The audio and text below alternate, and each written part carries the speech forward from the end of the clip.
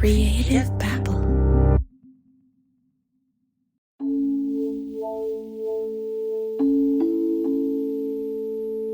Maybe it was love at first sight.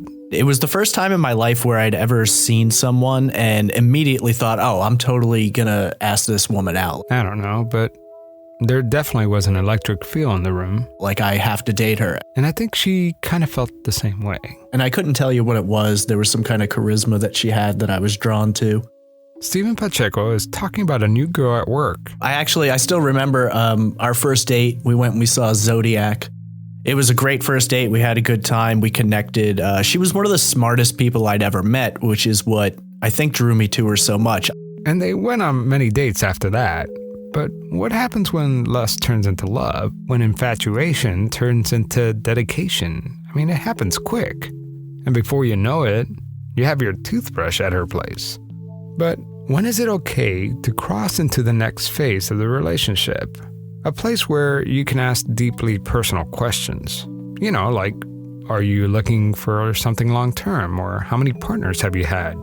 What are those pills behind the medicine cabinet? She always had a lot of pills that she was taking. So I asked her about it once, and she was she wasn't very forthcoming about it. She was just like, I have to take these pills. It's a condition that I have. And she didn't really tell me exactly what the condition was at that time. I didn't think it was anything major. Around this time, Steven was running out of funds and he had to make a choice. Move and break up, or stay and move together. But they've only been dating for like 3 months. So he decided to stay. But what about those pills? And why was she going to the doctor all the time? Should he worry? Is it any of his business? So today, we're turning over the microphone to you, our listeners, and some of my podcasting friends, to tell you stories about a time when you thought you knew someone, truly knew someone, but they turned out to be a complete stranger. I'm Javier Leiva, and this is Pretend Radio, real stories about people pretending to be someone else.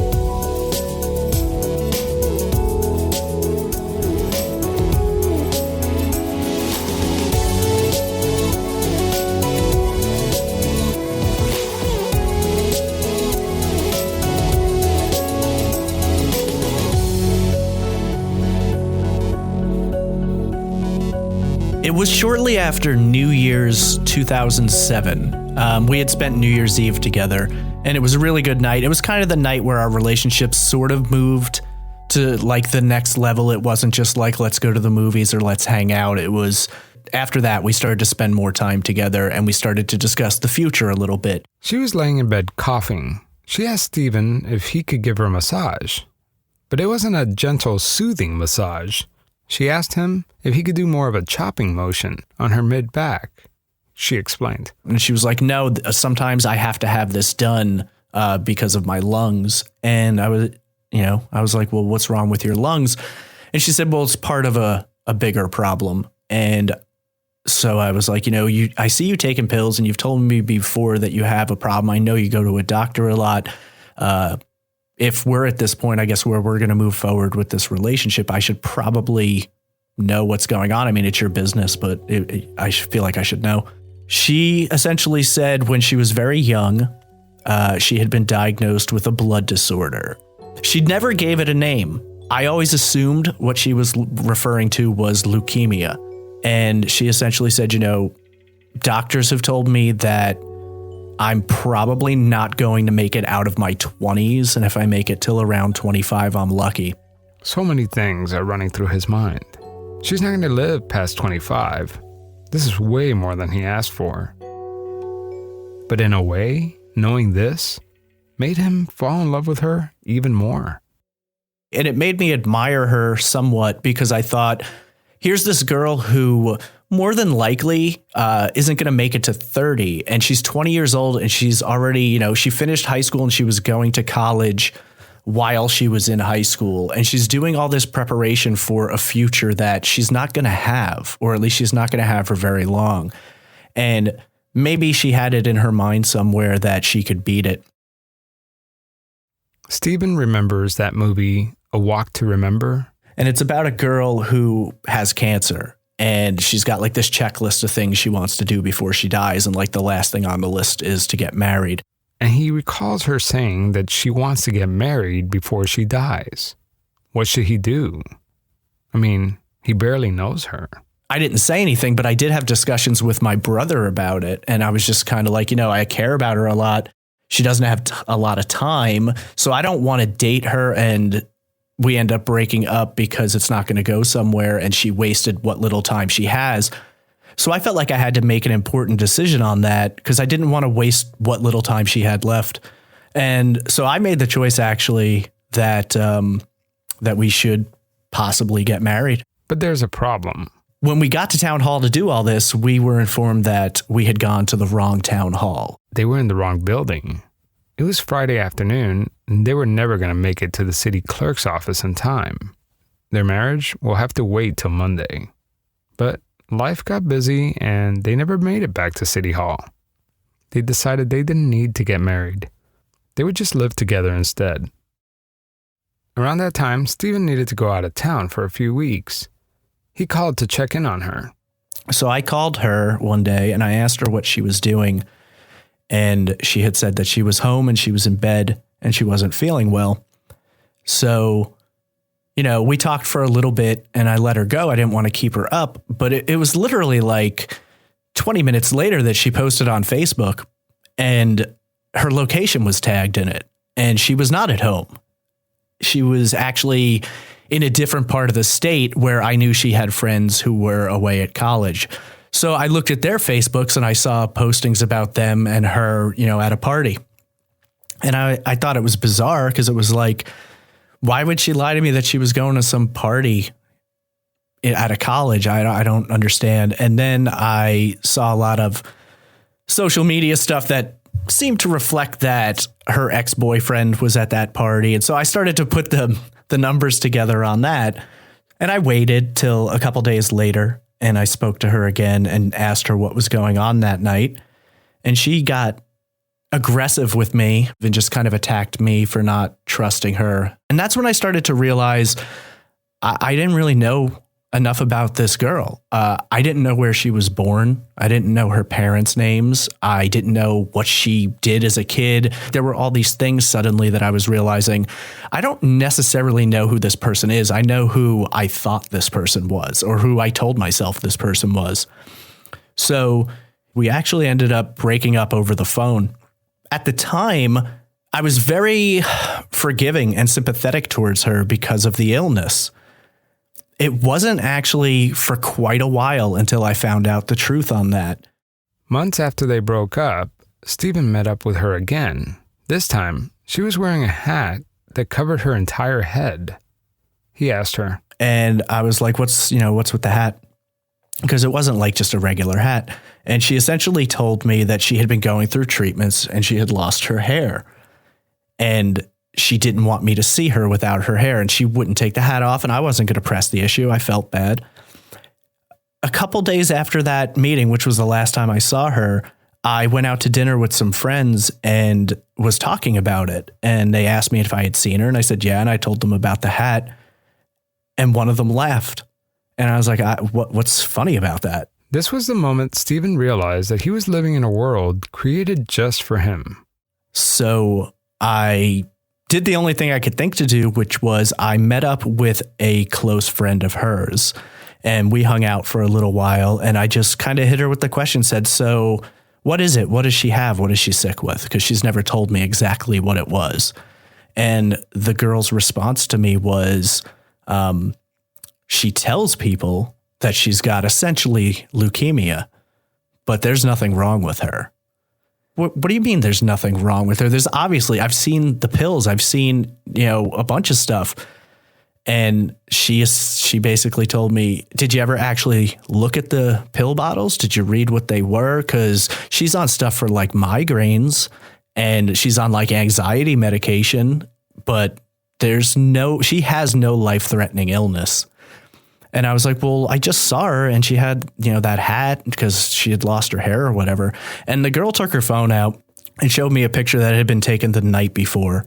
And she did not have the hat on and her hair looked fine. You see, Steven's girlfriend wasn't sick. She wasn't even dying. It was all an act. Today's show is about lies.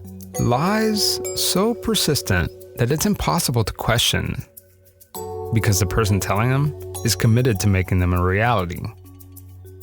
I got the idea for the show late one night. I went online and asked you, my listeners, to send me stories about a time you've been duped. The response I got was incredible.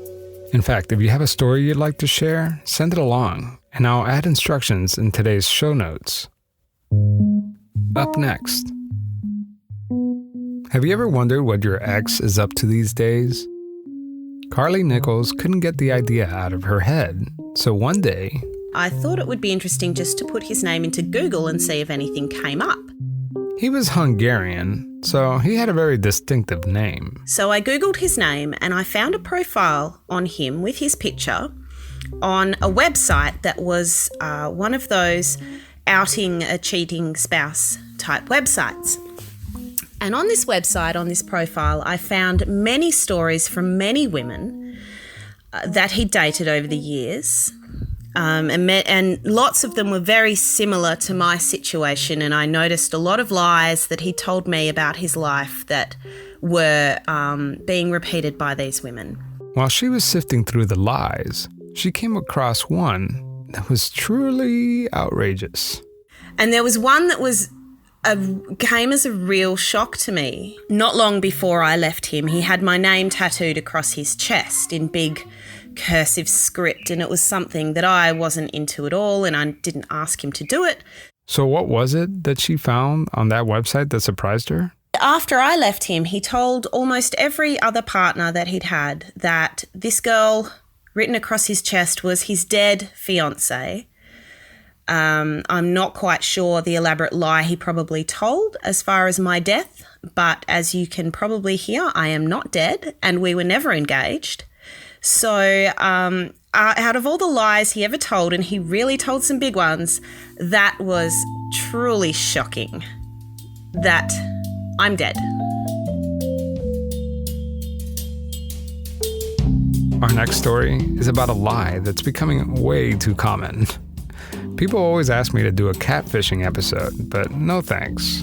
It's been done before. But then I heard Nikki T's story, and this one actually has a happy ending. I was catfished before catfishing was a thing. So I don't even know what they called it before catfishing. Being tricked on the internet? In 2003, Nikki started talking to this guy named Nick on Yahoo Messenger. They talked every night for months. Just to put things into perspective, in 2003, Mark Zuckerberg was still in college, and Facebook was just an idea. Nikki was living in California, and Nick was in Arkansas. I finally decided that I just wanted to move out of California. I hated it. I hated living with my parents. I came up with the idea to move, and since I was talking to this person, he had suggested me moving out to Arkansas. Well, not thinking it through at all. I never saw a picture of him the whole time we talked. I never saw a video. I don't even know if I guess they had web cameras back then. Everyone is young and stupid at one point. So I was like, okay. So she found a job in Arkansas and decided to move. I know it sounds crazy, but Nikki told me it wasn't about moving for some guy.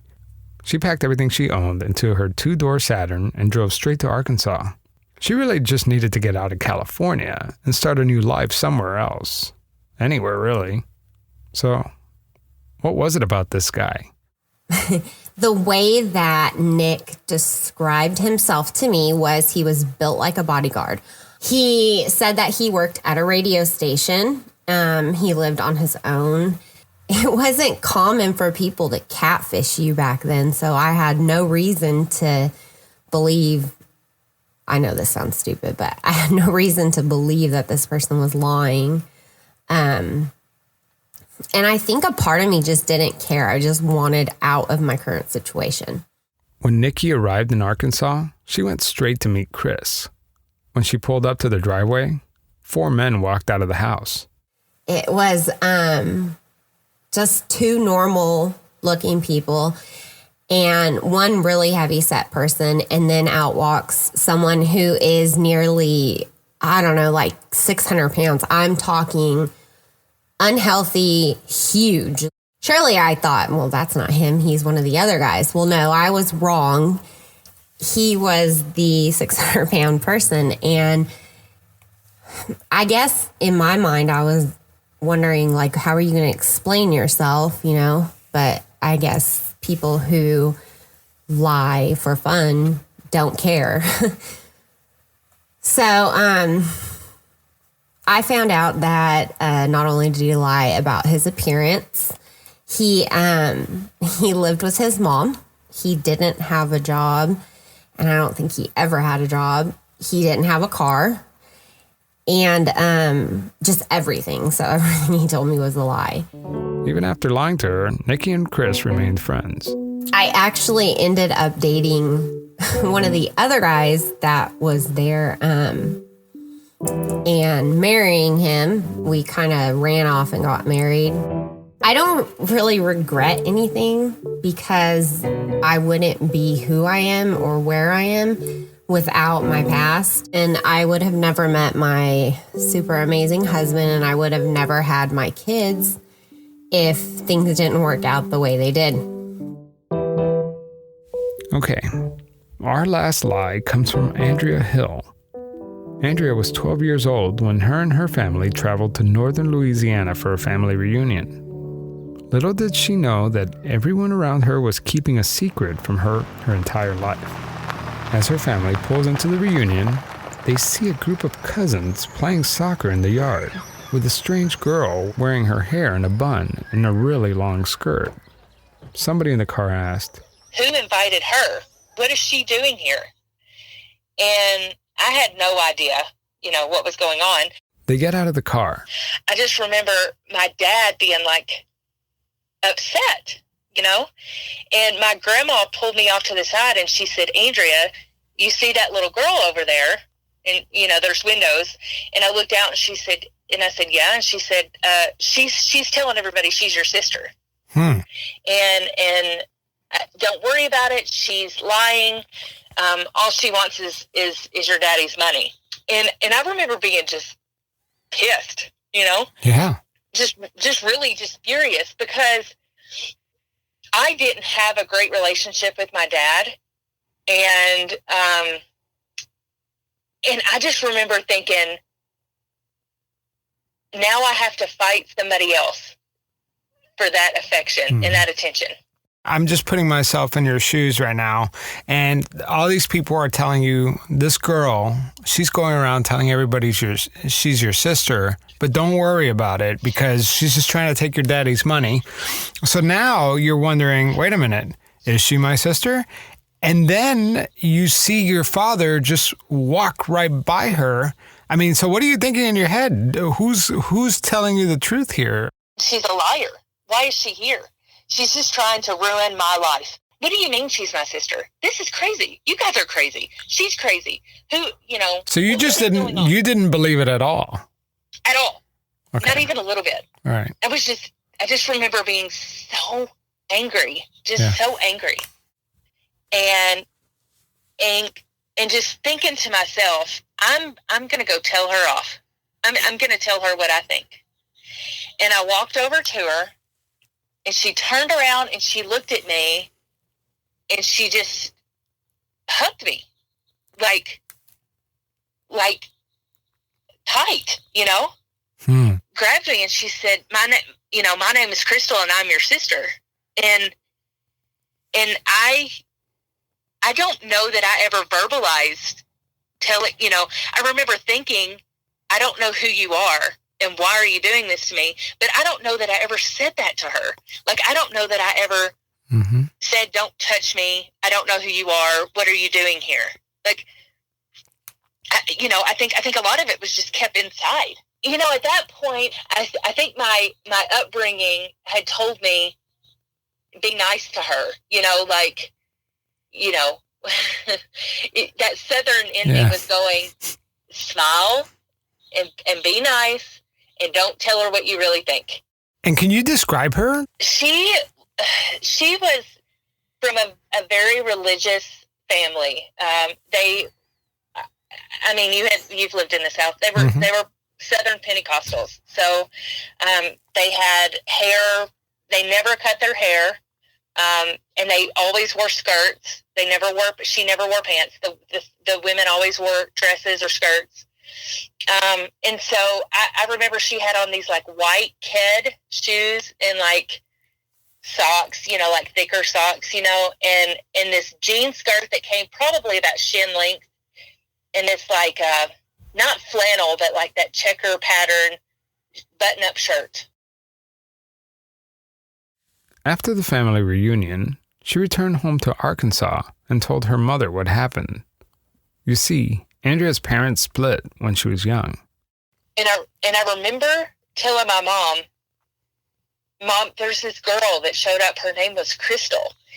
And she showed up at the family reunion, and she told everybody she was my sister. And my dad and my grandma were really, really panicked, and they didn't know what to say. And they told me that she wasn't, and she was just trying to get the money. And my mom, I remember this look on her face, like she suddenly remembered. Like it was just like, can I cuss? Yeah, oh yeah. Okay. She was just like, holy shit. It was like a light, like you could physically see the light bulb go off above her head. And I just remember she looked at me and she said, I remember when I started dating your dad. And he told me that there was some woman who was going around telling everybody that she had his baby, a little girl. And I just thought he was being a typical teenage guy. He was 19 or 20, this young punk who was bragging about what he could do, And she was like, and I just kind of brushed it off because he only mentioned it like once or twice. And then we started dating each other, and then we got married, and nobody ever talked about it. Like it was never ever brought up again. And she said, I thought he was full of shit. Andrea's mom reached out to Crystal's mom so they could try to get to know each other better. I remember going swimming with her, like at a local pool, and she wore like a cloth skirt in the swimming pool, not shorts, a skirt, yeah. like an ankle length skirt in the swimming pool. But the question remains: is Crystal really her sister? When Crystal was born, DNA tests were really uncommon, so now that Crystal's resurfaced 13 years later, they took a test. The test was 99.999% sure that she was my sister. She was my father's daughter. Wow. And how did that make you feel now knowing?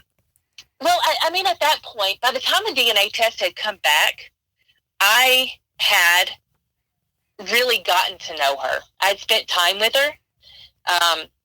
And so I had really grown to love her. I had said that she's my sister. From the day that I was born, she knew that I existed. She knew my name. She knew what month I was born in. She even knew what I looked like.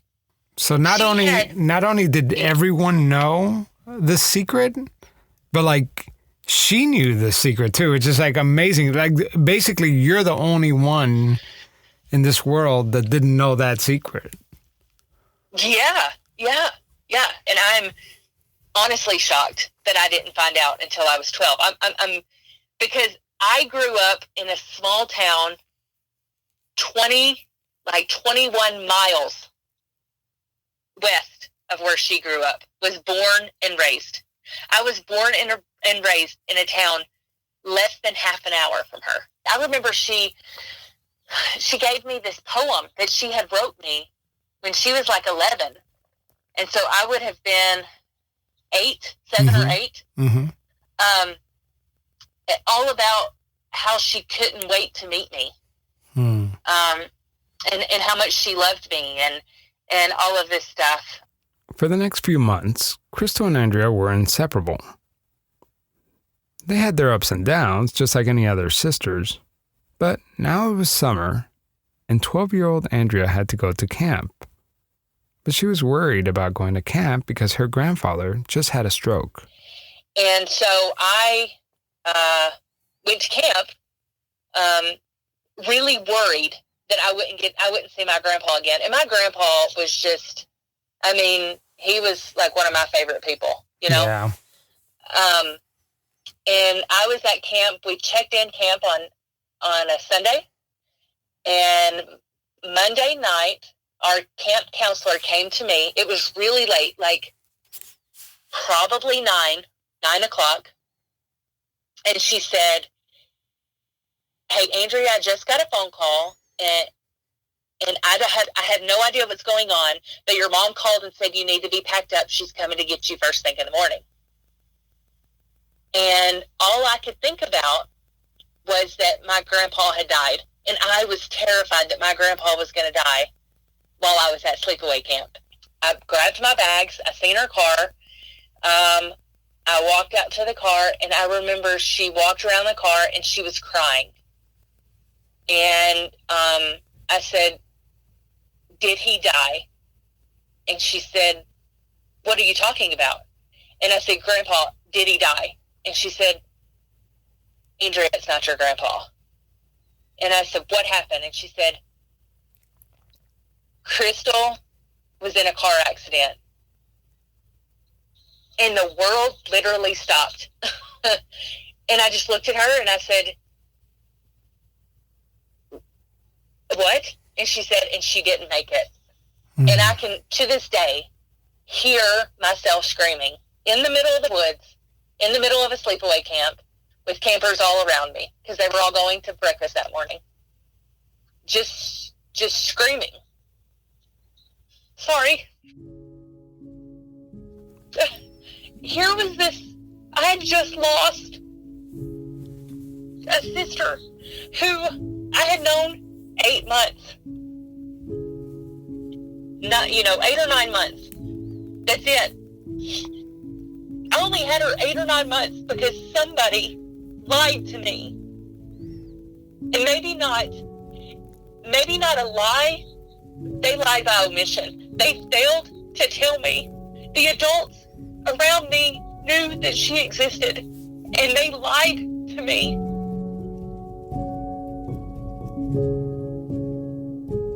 She was a sister. She was a blood. She was part of me. She knew about me for 13 years. I knew about her for 8 or 9 months. Here's the thing, is the older I've gotten, the more emotional I think I've gotten about it. And I think it's because I'm emotional for the years that I lost with her, that I should have had, right? She died in 1997. She was 16 years old. I should have had 13 years with her. She was 3 years older than me. I should have had 13 years with her. I should have shared clothes with her and brushed her hair and gossiped about boys. And we should have discussed our first kisses and our first crushes and went trick-or-treating together and sat on the porch and drank sweet tea. We didn't have that. But in the years since she has passed away, I look back on what little time I had with her and think, what if she had died before I even got to know her? Yeah. Like, how lucky is she that she got to meet me before she died? She had 13 years with me in her mind, Mm-hmm. She knew about me. She had that time. I didn't have that time with her, but she had it with me. And how lucky I am that I got to meet her and share those last few months with her.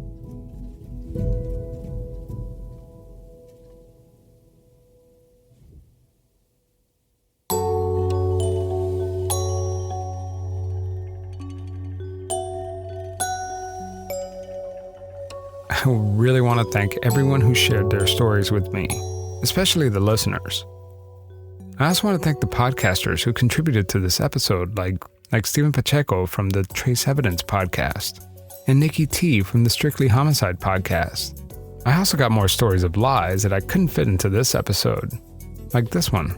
And I think he's going to be contrite, maybe upset, worried, fearful that his lie has been found out. But you know, a professional liar, when even being caught doesn't matter to them. He told me I was wrong, nodded, smiled, walked away. Again, if you have a story you want to share, send it my way and email me at javier@pretendradio.org. Again, I'll leave detailed instructions in the show notes.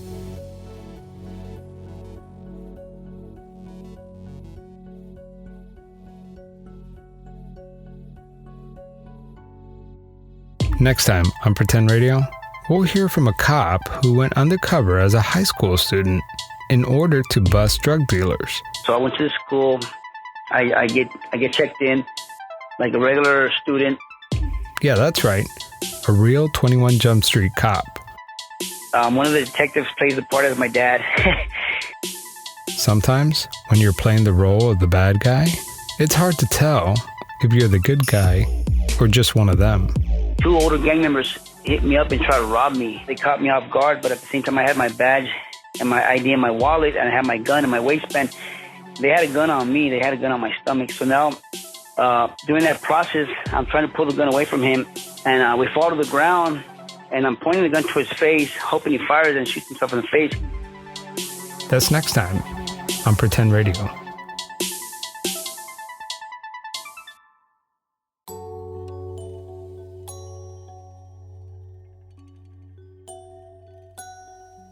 Okay, so I don't know if you noticed, but today's episode was the first time we used our new theme music composed by Joe Basile from the Chicken Music and Sound Design. Find out more about Joe and the Chicken at thechicken.net.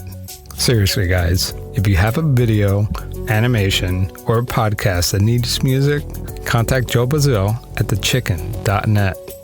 I've worked with Joe for years, and this guy is legit.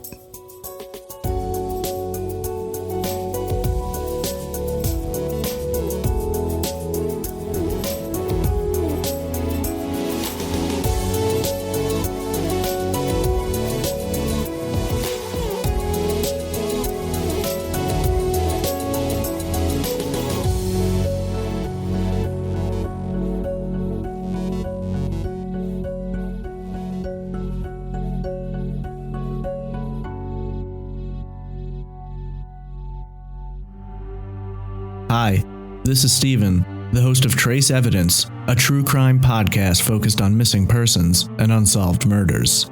If you're a true crime fan like I am, then you're haunted by the questions for which there are no answers, and the names of the victims who so rightfully deserve them. Kurt Sova, Tara Calico, Lauren Spear, Rico Harris, Suzanne Joven, Dorothy Scott, Jesse Ross, Sky Metawala, Patricia Docker, Rachel Trelisa. You may know their names, but do you know their stories? Trace Evidence is available on iTunes, Stitcher, SoundCloud, Google Play Music, and more. Visit trace-evidence.com for more information. Today, we discuss Miro. Today, I want to talk about the hellscape that is technical diagramming, right? Everybody's nodding their heads right now, And there is a potential solution that I want to share. There was one name that several people brought up. I did some digging, and it's kind of nuts how much this program Miro has for developers. I have to share this. It could potentially be a game changer for you. So my favorite part about Miro is that half the work is already done. Like right now, typically we spend hours starting diagrams from scratch, gathering information. You get buy-in from every team. That's a lot of work to do. But Miro has a full set of integrations with the tools you're probably already using. And they also offer open APIs and SDKs for custom solutions for all those niche diagramming use cases we have to do, right? So the end result is the same, but it doesn't take forever. It's a massive, massive time saver. I'm transforming basic flowcharts and network architectures, and it all lives in one place. So are you using Miro? Have you used it? I want to hear. That's MIRO.com. Creative Babble.